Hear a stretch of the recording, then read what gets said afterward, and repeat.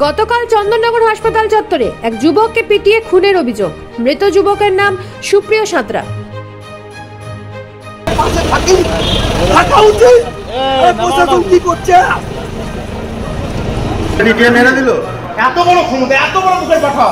জানা যাচ্ছে ভদ্রেশ্বর স্টেশনের কাছে গৌতম দাস নামক এক ব্যক্তিকে গাড়ি দিয়ে ধাক্কা মারে মৃত সুপ্রিয় সাঁতরা। সেই ধাক্কার পর দুজনের মধ্যে বচসা হয়। এই বচসার জেরে মৃত সুপ্রিয় সাঁতরা গৌতম ঘোষের মাথায় রড দিয়ে আঘাত করে। তৎক্ষণাৎ আহত ব্যক্তিকে চিকিৎসার জন্য মৃত সুপ্রিয় সাঁতরাই চন্দননগর হাসপাতালে নিয়ে আসেন এবং প্রাথমিক চিকিৎসার পর আহত ওই ব্যক্তিকে হাসপাতাল থেকে ছেড়েও দেওয়া হয়।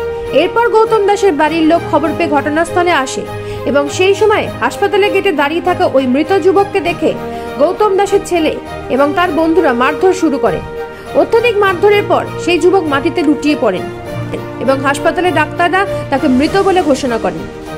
এই ঘটনায় হাসপাতাল চত্বরে উত্তেজনা ছড়ায়। ঘটনাস্থলে পুলিশ এসে আটক করেছে ওই অভিযুক্তদের। চন্দননগর থেকে নিজস্ব প্রতিনিধি রিপোর্ট, নিউজ প্রাইম বাংলা।